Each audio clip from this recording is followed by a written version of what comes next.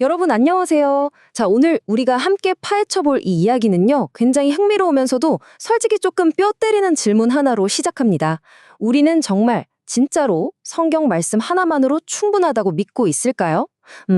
오늘은 종교적인 전통, 그리고 말씀이 정말 그것만으로 완벽한가에 대해 아주 입체적이고 솔직하게 풀어볼 겁니다. 다들 준비되셨죠? 바로 시작해 보겠습니다. 좋아요. 본격적으로 들어가 보죠. 오늘 우리가 밟아갈 여정입니다. 마가복음 7장을 바탕으로 한 플러스 알파의 불안감부터 시작해서요. 입술만의 공경, 다이아몬드와 돌멩이의 비유, 고르반의 맹점, 그리고 진정한 고르반을 거쳐 마지막 오직 성경이라는 결론까지 쫙 한번 달려보겠습니다. 자, 첫 번째 파트입니다. 플러스 알파의 불안감. 이 이야기 바탕에 쫙 깔려있는 아주 근본적인 심리 상태부터 짚고 넘어갈게요. 여러분, 우리 스스로에게 진짜 솔직하게 한번 물어보자고요. 말씀만으로는 왠지 좀 부족한 것 같지 않나요? 사실 우리 입으로는 항상 아멘, 성경이면 충분합니다 이렇게 말하잖아요. 그런데 분석된 내용들을 보면 우리의 실제 삶이나 현대 교회의 모습을 가만히 들여다볼 때 진짜 묘한 모순이 하나 발견된다고 해요. 사람들이 정말 끊임없이 성경 외에 뭔가 다른 것을 찾아서 헤매고 있다는 거죠. 도대체 왜 그럴까요? 그 속을 딱 들여다보면요, 우리 마음 깊은 곳에 솔직히 하나님 말씀만으로는 이 팍팍한 현실을 뚫고 나가기 힘들다는 그런 은밀한 불안감이 숨어있기 때문입니다.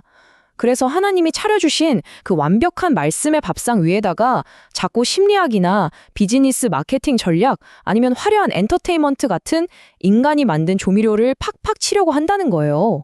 성경만 먹으면 왠지 맛이 없고 사람들 끌어모으기엔 턱없이 부족하다고 지레 겁을 먹는 거죠. 자, 두 번째 파트. 입술의 존경과 전통입니다. 이런 플러스 알파의 문제가 뭐 요새만 있는 일이냐? 전혀 아닙니다. 아주 깊은 역사적 맥락이 있거든요. 여기서 우리가 꼭 짚고 넘어가야 할 단어가 하나 나옵니다. 바로 파라도시스, 장로들의 전통이라는 뜻인데요. 1세기 당시 상황을 보면 바리새인과 서기관들이 예수님 제자들한테 씻지도 않은 손으로 빵을 먹어? 하면서 엄청나게 쏘아붙이잖아요. 근데 여기서 핵심은요, 이게 절대로 위생 문제가 아니었다는 거예요.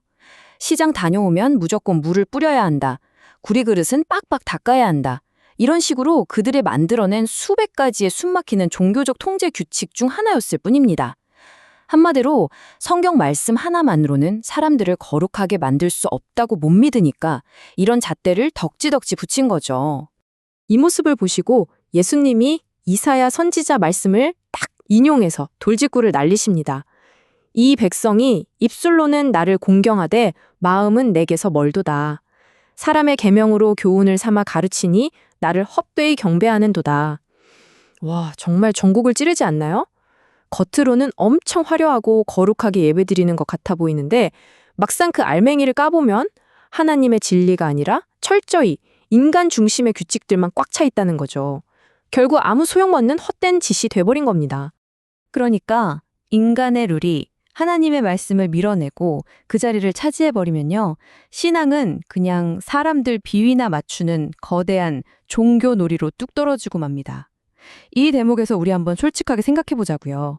옛날 바리새인들만 욕할 게 아니라 우리 안에도 성경엔 눈 씻고 찾아봐도 없는데 우리끼리만 아는 암묵적인 문화나 전통 같은 거 있지 않나요? 복장은 무조건 이래야 한다. 기도는 꼭 이런 톤으로 해야 한다. 이런 비본질적인 문화로 새로운 사람들을 묘하게 억압하거나 판단하고 있지는 않는지 진짜 뼈아프게 돌아보게 하는 대목이죠. 이어서 세 번째 파트, 다이아몬드와 돌멩이입니다. 여기서는요, 단순하게 규칙 몇 개 더 하는 수준을 넘어서서 아예 하나님의 계명과 인간의 전통 사이에서 벌어지는 기가 막힌 우선순위 뒤집기를 다뤄보겠습니다. 이 기가 막힌 상황을 헬라어 동사 두 개가 아주 찰떡같이 보여주는데요. 바로 아피에미와 크라테오입니다. 아피에미는 내버려두다, 훅 던져버리다 이런 뜻이고요. 크라테오는 아주 꽉 움켜주다 라는 뜻입니다. 근데 진짜 어이없는 게 뭐냐면 당시 사람들이 자기들이 만든 전통을 크라테오, 그러니까 꽉 붙잡으려고 정작 하나님의 계명은 아피에미, 그냥 쓰레기통에 내다 버렸다는 거예요. 전통을 자꾸 더 하려다 보니까 결국 진짜 진리를 밀어내버리는 참사가 벌어진 거죠. 이거 정말 기가 막힌 비유가 하나 있는데요. 상상해 보세요. 여러분이 거센 강물에 빠졌어요. 근데 한 손에는 영롱하게 빛나는 다이아몬드가, 다른 한 손에는 그냥 길바닥에 굴러다니는 돌멩이가 있는 거예요. 당장 살아야 하는 그 절박한 순간에 글쎄 그 흔해 빠진 돌멩이를 꽉 쥐겠다고 엄청난 다이아몬드를 강물에 휙 던져버린다는 겁니다. 진짜 말도 안 되죠? 근데 1세기 바리새인들이 딱 그랬어요. 자기들 손 씻는 의식 지키겠다고 사랑, 공의, 자비 같은 진짜 다이아몬드를 버린 겁니다. 현대도 다를 바 없죠. 긍정의 힘, 성공의 법칙, 재미있는 이야기들. 이런 트렌드 움켜쥐느라 십자가나 회개 같은 진짜 다이아몬드를 우리도 슬그머니 내려놓고 있진 않은지 정말 소름 돋게 찔리는 포인트입니다. 그래서 여기서 엄청 찰진 비유가 하나 더 나옵니다. 보호용 울타리에 예쁘게 페인트 칠하다가 정작 집 자체를 때려 부수고 있다. 사실 장로들의 전통이라는 게 처음엔 나쁜 의도가 아니었어요. 말씀 잘 지켜보려고 친 든든한 보호막 같은 거였거든요. 근데 시간이 지나니까 다들 이 울타리에만 목숨을 거는 거예요. 결국 울타리 유지하겠다고 신앙의 본질인 집 기둥을 뽑아버리는 어처구니 없는 주객전도가 일어났다는 거 정말 예리한 지적이죠. 네 번째 파트는 고르반의 맹점입니다. 종교적인 전통이 어떻게 도덕적인 법까지 산산조각내는 무기로 쓰였는지 그 결정적인 증거를 볼 차례입니다. 그 증거가 바로 고르반이라는 단어예요. 여러분, 원래 이 고르반은요, 자기 걸 급여해서 하나님께 기쁘게 바친다는 진짜 아름답고 거룩한 뜻이거든요. 그런데 당시 종교 지도자들이 이 거룩한 단어를 아주 기가 막히게 써먹습니다. 자기들 입속 챙기고 책임은 쏙 빠져나가는 꼼수, 일종의 치트키 같은 면죄부로 완전히 타락시켜버린 거죠. 이 얄미운 꼼수가 어떻게 돌아가는지 스텝별로 한번 볼까요? 1단계, 부모님이 연세가 드셔서 이제 경제적으로 부양을 해야 돼요. 근데 내 지갑에서 돈 나가는 건 너무 아까운 겁니다. 2단계, 그래서 딱 선언해버려요. 어머니, 아버지, 이 돈은 고르반, 즉 하나님께 드려진 겁니다. 당시 룰에 따르면 고르반으로 묶인 건 딴 데 못 썼거든요. 3단계, 이렇게 제5계명인 부모 공경을 종교적인 핑계로 우아하게 패스한 다음에 진짜 웃긴 건 그 돈을 하나님께 드리지도 않아요. 그냥 자기 주머니에 넣고 마음대로 쓰는 겁니다. 와, 진짜 경건의 탈을 쓴 역대급 속임수 아닙니까? 여기서 우리가 진짜 주목해야 할 포인트, 1세기의 고르반이 저런 식이었다면 그럼 현대판 고르반은 대체 뭐냐는 겁니다. 솔직히 우리 주변에서도 은근히 자주 보여요. 아유, 제가 요새 교회 봉사하느라 너무 바빠서 가족 챙길 시간이 없네요. 혹은 내가 헌금을 이렇게 많이 쏘는데 빚 좀 늦게 갚는 건 다 이해해주겠지? 이런 식의 변명들 말입니다. 거룩한 명분을 내세워서 나의 무책임함을 합리화하는 그 모든 행동들, 그게 바로 오늘날의 고르반이라는 거죠.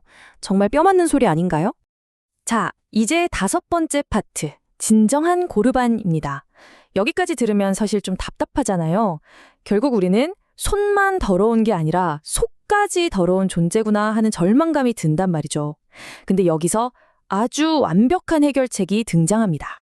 바리새인들은 자기들 안위 캥기겠다고 종교를 방패 삼아 부모까지 버렸잖아요. 그런데 예수님은 완전히 반대로 가셨습니다. 하나님의 그 엄격한 계명을 단 하나도 버리지 않으시고 그 율법의 요구를 100% 다 채우기 위해서 기꺼이 자기 자신을 십자가 위에서 진정한 고르반으로 완벽한 화목제물로 내어 던지신 겁니다. 그 이기적인 가짜 고르반을 완전히 뒤엎어버리는 참된 고르반의 모습인 거죠. 생각해보세요. 물로 그냥 손 씻는 그런 얄팍한 거칠의 루라고요. 예수 그리스도의 피로 우리 내면에 찌든 때까지 싹 씻어내는 본질적인 변화. 이 두 가지의 완벽한 대비입니다. 우리가 아무리 우리끼리 가짜 종교 열심을 내봐야 양심의 때 하나 못 지웁니다. 오직 우리 속을 근본적으로 뒤집어 놓는 예수님의 보혈만이 진짜 완전하게 충분하다는 걸 아주 파워풀하게 보여주고 있어요. 드디어 오늘 여정의 피날레 6번째 파트. 오직 성경, 완전한 충족성입니다. 우리가 세상 지혜를 덕지덕지 붙여야만 겨우 써먹을 수 있는 반쪽짜리 지도를 가진 게 아니라 처음부터 완벽한 진리의 지도를 갖고 있다는 걸 확정짓고 마무리해보죠. 자, 그래서 이 이야기들이 우리에게 던지는 3가지 핵심 미션이 뭐냐? 첫째, 입만 살아서 나불대는 그 껍데기뿐인 종교놀이, 이제 단호하게 버립시다. 둘째, 내 삶이나 모임을 어떻게든 띄워보겠다고 기웃거리던 세상의 잡다한 방법론들 과감하게 내려놓으세요. 그리고 마지막 셋째, 나를 포장하기 위해 급조했던 그 얄미운 고르반 핑계들을 다 거저 차버리고 오직 예수 그리스도 한 분만 꽉 붙잡으라는 겁니다.